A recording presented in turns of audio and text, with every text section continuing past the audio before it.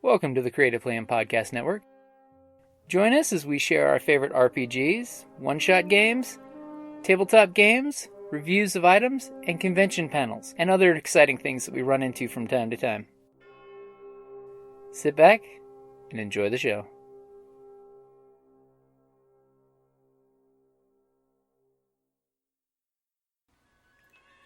Hi, this is Kelly, aka Trixie from Ragnarok and Roll, assigned to Ragnarok Story, and Tilda Wimblewick from D&D Journey of the 5th Edition. First off, I would just like to say thank you to everyone for listening to our varied adventures, as well as for rating us on iTunes and RPGpodcast.com. If you haven't rated us yet, we would greatly appreciate it if you could. And if you're looking for more ways to support our efforts, we are now on Patreon, a great site where you can help us continue making more podcasts, as well as some special surprises for our patrons. If you can, please look us up at www.patreon.com/cppn. Every little bit helps. And again, thank you for listening. Hey guys, Jim here with Creative Plan Podcast Network. Here back for another #RPGADAY2018. August the 15th. Describe a tricky RPG experience that you enjoyed. I'm pretty sure we've covered this one exclusively, but I have to say this was one of my most enjoyable, memorable games, which was when we played for the Scion Ragnarok and Roll podcast, Carrie's character, when they went to the castle and her NPC husband was replaced by a doppelganger without them knowing it. And the group went to dinner as a group. We're role-playing this out because they picked up an NPC who was also secretly a doppelganger. And they didn't know it, but she was just acting like the damsel in distress, so the group was protecting her.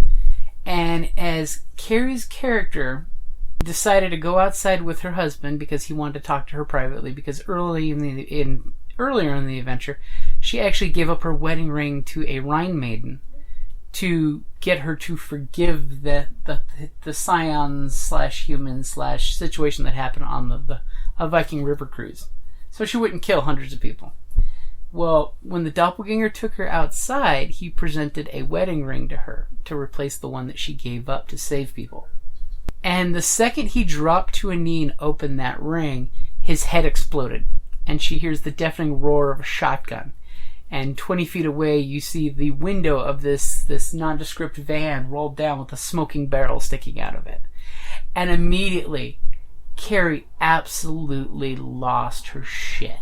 She just screamed, "No, no, no, you promised you wouldn't kill," because earlier in the game she made me promise I wouldn't kill any of the NPCs that were important to her.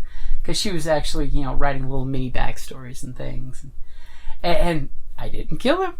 Her husband was safely tied up and beaten by the doppelganger back in Cecil. So, I fulfilled my promise, but the mere fact that there was over 6 minutes of her screaming in shock and awe over the death of her NPC husband, and I had to mute it and cut it down in the podcast episode to make sure I save people's hearing. But just the pure, absolute reactions across the table, and instantly, once the screaming stopped, the group instantly reacted and wiped out the dwarves in the van, who, by the way, were actually good guys. But it was just this beautiful moment of emotional turmoil that just resonated with me as one of the most amazing, tricky situations, because, of course, poor Carrie was so distraught. And the group, I had to translate to them that maybe they shouldn't have killed the dwarves. So I used the security camera videos inside they found out that this van was a surveillance van. And yes, they intercepted a message from one group of the dwarves talking to another group offsite of meeting at a rally point. Well, I made sure that there was the security footage in the surveillance van that the players could click and see the doppelganger come out of the mirror, commit the crime. So that was how I gave the backstory of how am I going to convince the characters to understand what just happened. So I basically used the fiat of inside the van as a camera connected to the castle that they were in at Sleeping Beauty's castle. At a camera connected to Snow White's castle, and that way it fills in the backstory for the players. Granted, a lot of times on that podcast I like to do little voice acting bits, which That's something we definitely need to start doing in other games. But, that was one of the tricky ones that I needed to get the group to stop, realize the scene, and then they moved on, and they were slightly less violent with the other dwarves because they realized that they had a doppelganger with them. There was a moment where the group kind of figured it out, I think. But, it was just one of those fun moments with your players where you have all these little secrets and you want them to find out. You desperately want them to realize the reveal. But you have to make sure to present it in a way that it's not metagaming. But it's totally in character for their characters. And that's one thing I love with the storyteller system, in that regards. So, hey guys, I kind of went on and on, I'm sure. But that is the description of a tricky RPG experience that I enjoyed. I'll talk to you tomorrow, guys.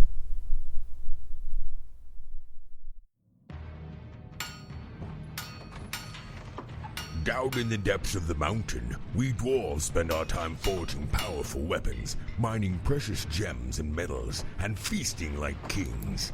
But after a day of digging for the next Arkenstone, this dwarf likes to come home to a package full of loot.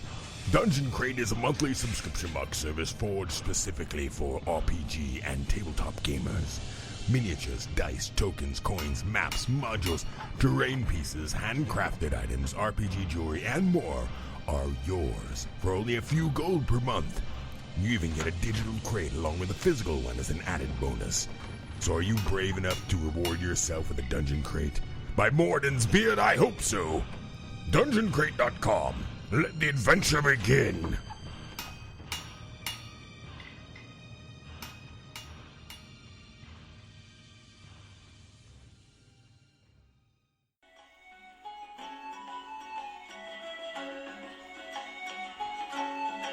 Thank you for listening to the Creative Play and Podcast Network. And feel free to enjoy our other shows, such as D&D Journey of the 5th Edition and Scion Ragnarok and Roll, a Scion hero to Ragnarok story. Thank you for listening.